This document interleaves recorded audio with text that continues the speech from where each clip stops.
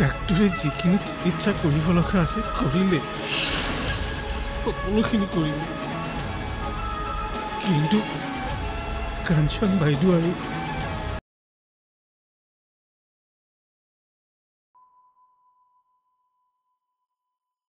Sir,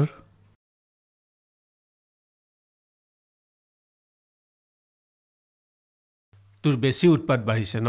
মই কি কৰিলোঁ ছাৰ? কি কৰিলোঁ মানে?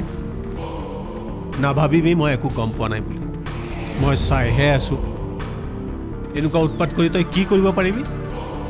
মই তহঁতলৈ ভয় কৰিছোঁ বুলি ভাবিছ নেকি? যদি ভয়েই নকৰে তেনেহ'লে মোৰ নিচিনা সৰু মানুহ এজনৰ আগত এনেকুৱা কথা কিয় কৈছে?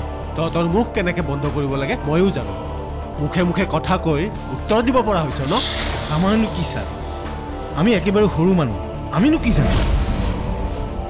কিন্তু ছাৰ, জনা শুনা মানুহবোৰে যেতিয়া আমাৰ নিচিনা সৰু মানুহক এনেকৈ ঘৰলৈ মাতি আনি অপদস্থ কৰে, কম দুখজনক কথানে? আপুনি জনা শুনা মানুহ, বুজি পাইছে চাগে? চাই ল'ম তহঁতক চবকে মই। সঁচা কথা কেতিয়াও লুকাই নাথাকে ছাৰ। আপুনি ভয় কাক খুৱাইছে? মোক ভয় খুৱাই কি লাভ হ'ব ছাৰ? আপুনি যি কৰিলে সেয়া জানো লুকাই থাকিব? তই বৰ বেছি কথা কৈছ বদল। সঁচা কথা কৈছোঁ ছাৰ, আৰু মানুহে কেতিয়াও সঁচা কথা ক'বলৈ ভয় কৰিব নালাগে। হ'ব হ'ব, তহঁতৰ সঁচা কথাবোৰ কিমান ৰৌজাল মৌজাল কৰ ময়ো চাই লওঁ।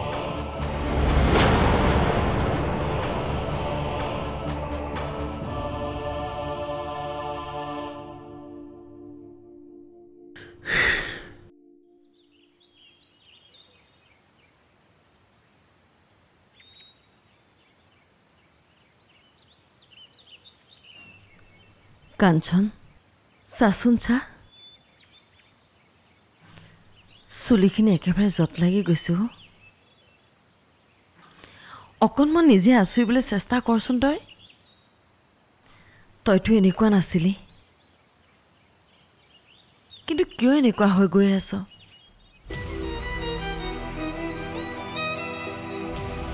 ভালকৈ থাকিবলৈ আমাক ক। এতিয়া তই নিজে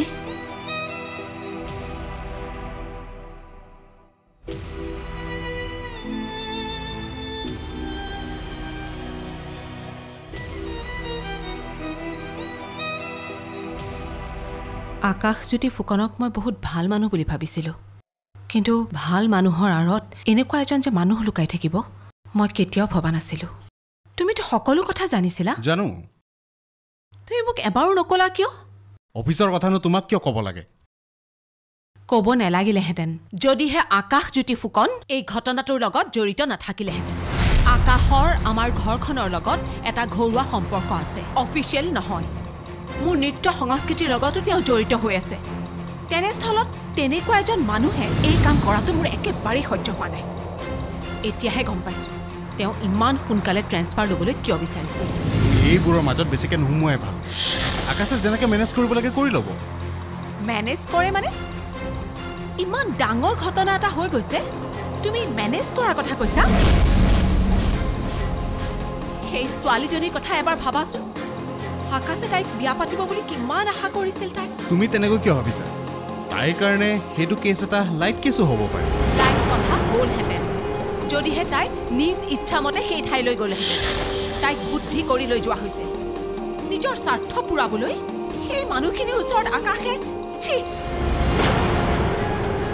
মোৰ ক'বলৈকে বেয়া লাগিছে। নাই নাই, তোমালোকে কিন্তু সেই মানুহখিনিৰ ওপৰত একশ্যন ল'ব লাগিব। কাৰ ওপৰত একশ্যন ল'ব লাগে, কাৰ ওপৰত একশ্যন ল'ব নালাগে, সেইবোৰ অফিচৰ ভিতৰুৱা কথা। বুজিছোঁ। কাম সিদ্ধি হ'ল যেতিয়া সেই ছোৱালীজনীৰ ওপৰত মানে তোমালোকৰ কোনো দায়িত্ব নাই নহয়? মুঠৰ ওপৰত এটা কথা মালতী, তুমি তোমাৰ কাম কৰা আৰু আমাক আমাৰ কাম কৰিবলৈ দিয়া। অফিচৰ কোনো ধৰণৰ কথা তুমি মাত নামাতিবা। চব মানে একে পানীৰে মাছ। মোৰ যদি ভুল হোৱা নাই সেইদিনাখন পাৰ্টিত তুমিও আছিলা নেকি বাৰু? মালতী, মোক সন্দেহ নকৰিবা। মোৰ কিন্তু তেনেকুৱাই যেন লাগিছে। আৰু যদি সঁচাকৈ তেনেকুৱা কথা হয়, তুমি মোৰ হাজবেণ্ড হ'লেও মই কিন্তু কাঞ্চন বালা দাসৰ পক্ষেই থিয় হ'ম।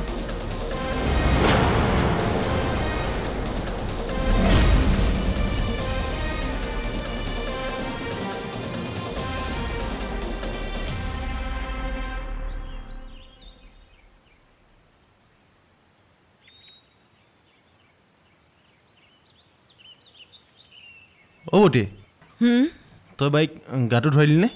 নাই ধুৱাব নোৱাৰিলোঁ নহয়। তাই লৰচৰ নকৰে। ভিজা কাপোৰে গাটো মুচি কাপোৰ কানিখিনি সলাই দিছোঁ। অ' বটি তই মাজে মাজে তাইৰ লগত সেই আগৰ কথাবোৰ পাতি থাকিবিচোন। আচলতে ডাক্তৰেহে তাইৰ লগত আগৰ কথাবোৰ পাতি থাকিবলৈ কৈছে। তেতিয়া তাই হয়তো কিবা মনলৈ আহিব ন? সেইকাৰণে কাৰণ তাই যে কথাবোৰ পাহৰি গৈছে, আৰু যদি কথাবোৰ আৰু বেছিকৈ পাহৰি গৈ থাকে তেতিয়া কিন্তু বটি পিছত চিকিৎসা কৰিবলৈ বহুত অসুবিধা হ'ব। হয় নেকি? তই মোক কোৱা নাছিলি কিয়? অ' বটি তই তাইক আগৰ কথাবোৰ কৈ থাকিবিচোন। তাই আৰু মই যে তাইক চাহ দিবলৈ গৈছিলোঁ, আৰু তাই যে পঢ়া শুনাত বহুত ভাল আছিল। মোক পঢ়াবৰ কাৰণে তাই যে ইমান কষ্ট কৰিছিল, সেই কথাবোৰ তাইক কৈ থাকিবিচোন। তাই ভাল হ'বই লাগিব বটি। তাই আকৌ আগৰ দৰে অফিচলৈ যাব লাগিব। যাব। তাই আকৌ অফিচলৈ যাব। তোৰ কাৰণে কাপোৰ কিনিব, মোৰ মেডিচিন কিনিব, তোক গালি পাৰিব, চব কৰিব পাৰিব লাগিব তাই। সৰুৰ পৰা ইমান কষ্ট এদিন দেখিবলৈকে তাই কৰা নাই। তোমাৰ বাহিৰে এই কিন্তু আৰু কোনো মতা মানুহকে সহ্য নকৰে। পুৰণা কথাবোৰ যে ডক্টৰে কৈ চাবলৈ কৈছিল নে?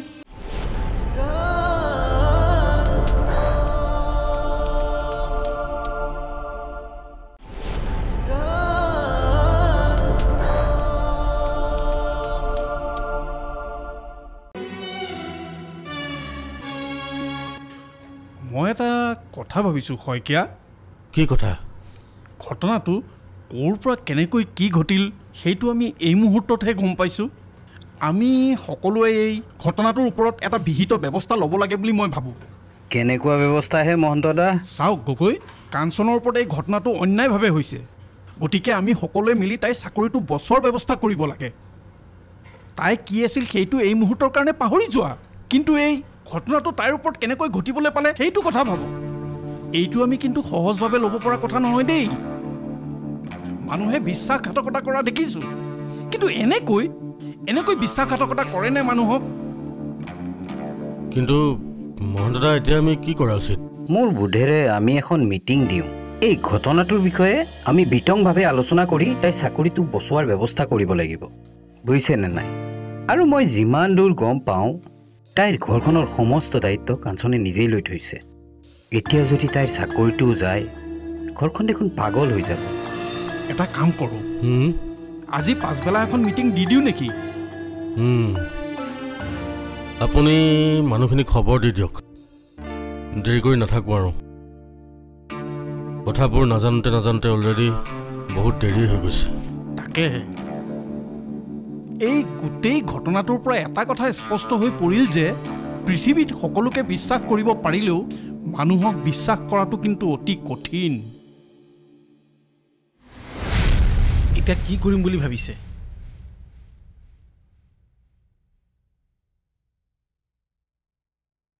কেছটো আগবঢ়াই নিয়াত মই যিখিনি কৰিব লাগে সেইখিনি কৰিছোঁ। উকিলজনো অৱশ্যে ভাল মানুহ, পুলিচজনো কিন্তু বৰ এটা বেয়া নহয়। সকলো কথাই মোক খুটি নাটি মাৰি সুধিছে। আপুনি সকলো মুকলিকৈ কৈছে নহয়? কৈছোঁ, কিন্তু মোৰ এটা চিন্তা হৈছে বতৰ। তোমাৰ বাহিৰে এই কিন্তু আৰু কোনো মতা মানুহকে সহ্য নকৰে। পুৰণা কথাবোৰ যে ডক্টৰে কৈ চাবলৈ কৈছিল নে? বটিয়ে তাইক কৈছিল, কিন্তু তাই দেখোন কথাবোৰ শুনিবলৈ নিবিচাৰে। কিন্তু বাইদেউৰ আগৰ অৱস্থাটো ঘূৰি আনিবলৈ হ'লে সেই কথাবোৰ কোৱাটো দৰকাৰ। সেইটোৱেতো, কিন্তু তাইক ক'ব কোনে? তুমিতো আমাৰ ঘৰৰ কথাবিলাকতো একো নাজানা ন? মই সকলো জানো। কাঞ্চন বাইদেৱে আপোনালোকৰ বহু কথাই মোক কৈছে। সেই কথাবোৰ ক'লে তেওঁ আৱেগিক হৈ পৰে, আৰু তেনেকৈ বহু কথাই কৈ পেলালে।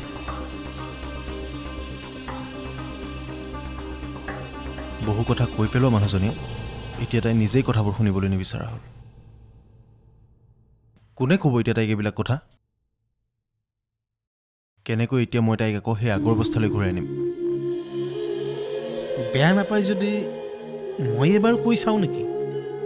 মই যিমানখিনি কথা জানো বাইদেউৰ আগৰ অৱস্থালৈ ঘূৰি আহিবলৈ হ'লে ইমানখিনিয়ে যথেষ্ট। তুমি কি পাৰিবানে? পাৰিম। তুমি যদি সঁচাই পাৰা মোক তুমি বহুত উপকাৰ কৰা হ'ব বতৰ। তেনেকৈ কিয় কৈছে? বাইদেউৰ লগত মোৰ তেজ মঙহৰ সম্পৰ্ক নাথাকিব পাৰে, কিন্তু যি সম্পৰ্ক গঢ় লৈ উঠিছে সেয়া তেজ মঙহতকৈও বহুত ওপৰৰ সম্পৰ্ক। বাইদেউক সুস্থ কৰি তুলিবলৈ হ'লে যি কৰিব লাগে মই তাকেই কৰিম।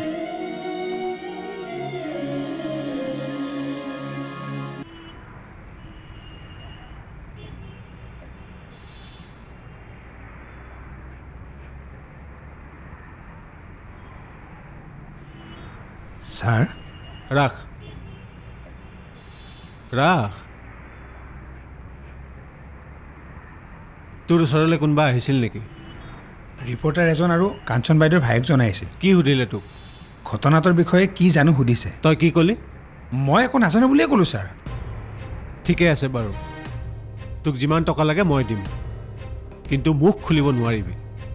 আপুনি মোক বিশ্বাস কৰক ছাৰ, মই এই বিষয়ে একো নাজানো বুলিয়ে কৈছোঁ। আগলৈও এনেকৈ কৈ থাকিবি। আৰু শুন, কিবা কাৰণত যদি মই গম পাওঁ তই মুখ খুলিলি বুলি, মই কিন্তু কিমান বেয়ালৈ যাব পাৰোঁ তই ভাবিব নোৱাৰিবি। নাই নাই ছাৰ, এনেকুৱা কেতিয়াও নহয় ছাৰ। তেওঁলোকে ইমান জোৰ কৰাৰ পিছতো এতিয়ালৈকে একোৱেই নক'লোঁ যেতিয়া, আৰু কোৱাৰ সম্ভাৱনাই নাই ছাৰ। আপুনি এইখিনি বিশ্বাস মোৰ ওপৰত ৰাখক ছাৰ। ঠিক আছে, যেতিয়া পইচা লাগে জনাবি। হ'ব ছাৰ।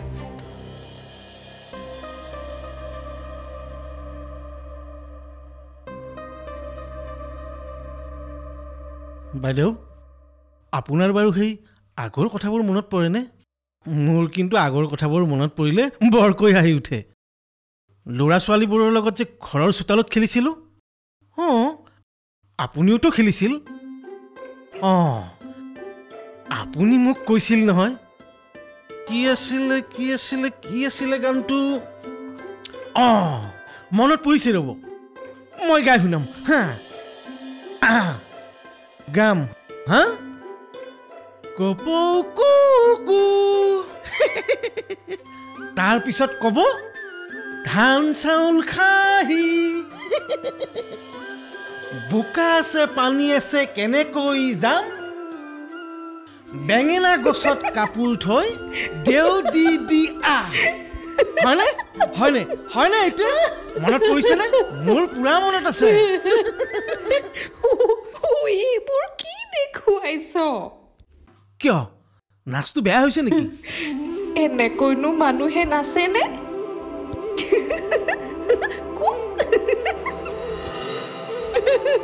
আচ্ছা বাইদেউ, আপুনি মোক চিনি পাইছেনে? মই কোন? অঁ, কি কথা সুধিছে চা এইটোৱে? তই বদৰ আকৌ। আপুনি মোক চিনি পাইছে বাইদেউ? অঁ, কিয় নাপাম? তোক কোনে চিনি নাপায়? এইজন কোন কওকচোন? কোন এইজন? চিনি পাইছেনে? কওক আকৌ। লঘোণে থাকিও জীয়াই থকা হেঁপাহ এটা আছিল। জীয়াই থকা ল'ৰা ছোৱালীহালক লৈ ভগৱানে তাকো সহ্য নকৰিলে।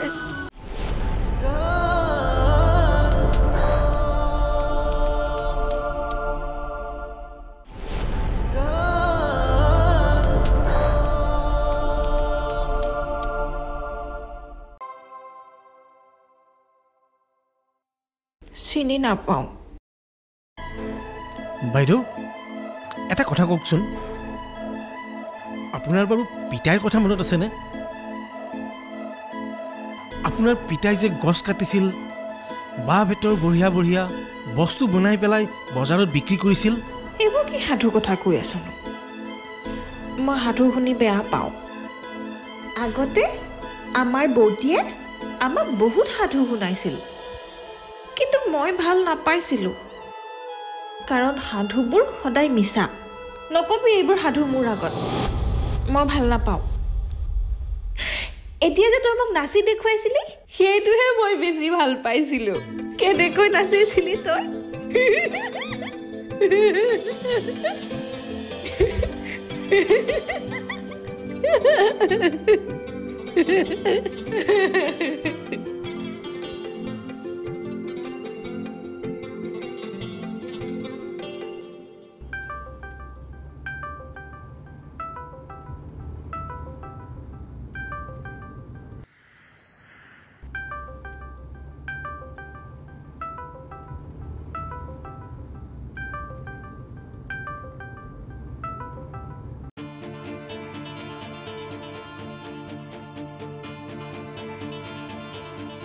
মই জানো আকাশ তুমি মোৰ ফোন ৰিচিভ কৰিব নোৱাৰা কাৰণ মোৰ লগত কথা পাতিবলৈ এতিয়াও তোমাৰ সাহসেই নাই মই তোমাক যেনেকুৱা এটা মানুহ বুলি ভাবিছিলোঁ তাৰ সম্পূৰ্ণ বিপৰীত মানুহ এটা যেতিয়া মই দেখা পালোঁ তেতিয়ানো মোৰ ফোন কেনেকৈ ৰিচিভ কৰিবা বাৰু যি নহওক নালাগে ৰিচিভ কৰিব কিন্তু যিহেতু তুমি মোৰ বন্ধু এই সময়ত মই এটাই আশা কৰোঁ তোমাৰ ভাল হওক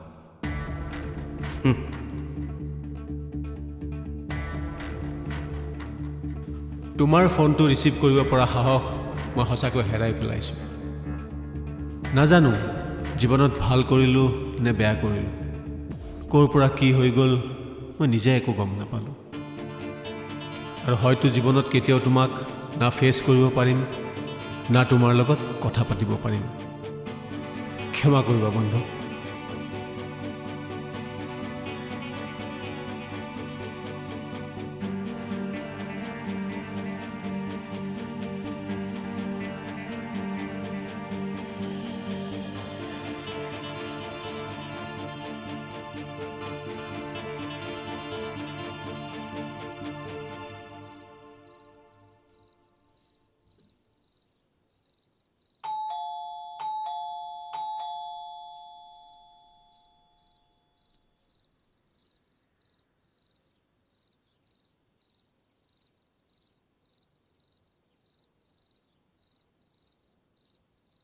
আপুনি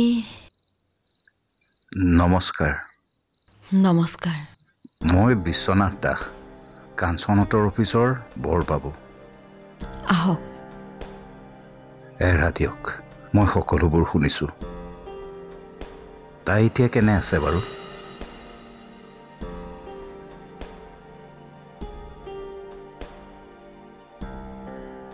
তাইক এবাৰ লগ পাব পাৰিম নেকি বাৰু আহক আহক আহক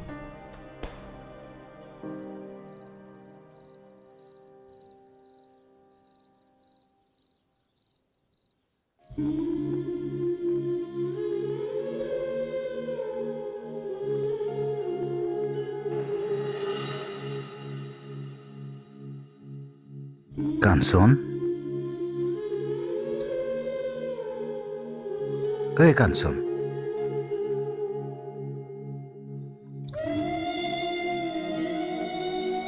কাঞ্চন এইফালে চোৱাচোন মই আহিছোঁ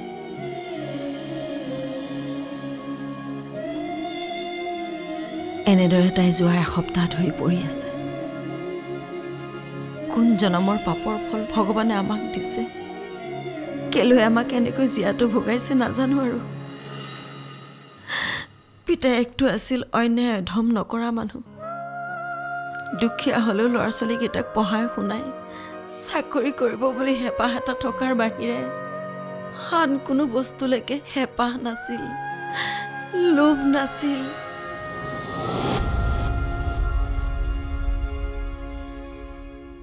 লঘোণে থাকিও জীয়াই থকা হেঁপাহ এটা আছিল জীয়াই থকা ল'ৰা ছোৱালীহালক লৈ ভগৱানে তাকো সহ্য নকৰিলে সেইজনীক লৈ মই এতিয়া কেনেকৈ জীয়াই থাকো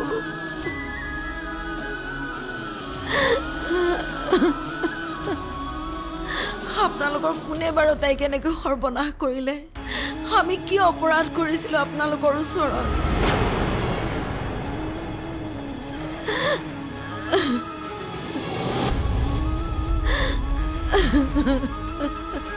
কাঞ্চন এই কাঞ্চন কিমান যে তোমাক গালি পাৰিলো এতিয়া চোৱা আগতে যি হ'ল হ'ল এতিয়া আৰু এইবোৰ নকৰিবা দেখিলাই নহয় গোটেই অফিচৰ মানুহে তাৰ লগত লগ হ'বলৈ মানা কৰিছিল কিন্তু তুমি নুশুনিলা সেই মানুহটোৰ কথাত তুমি ভুল গলা মই জানো তুমি তোমাৰ দেহাটো ভগাৰ বাবে দুখ কৰা নাই তুমি কষ্ট পাইছা তোমাৰ মনটো ভাগি যোৱাৰ বাবে সি বেটাই এতিয়া ট্ৰেন্সফাৰ লৈ ইয়াৰ পৰা পলাব খুজিছে কিন্তু তুমি নিশ্চিন্ত থাকা মই তোমাক কথা দিছো ইয়াৰ বিচাৰ মই কৰামেই একবাৰো ডক্টৰৰ ওচৰত দেখুৱাইছেনে নাই ডাক্তৰে যিখিনি কৰিব লগা আছিলে সেইখিনি কৰিলে এতিয়া বাকীখিনি তাইৰ ওপৰত তেনেই শিয়ালে হাঁহ মোহৰা দি মোহাৰিলে মোৰ ছোৱালীজনীক সিহঁতে কানা কথাখন নকৰিবচোন আপুনি হেৰি নহয় আপুনি কিবা অকণমান অনাৰ ব্যৱস্থা কৰকচোন মই খুৱাব পাৰোঁ নেকি চাওঁ যাওক কণা কথা নকৰিব যাওকচোন যাওক কাঞ্চন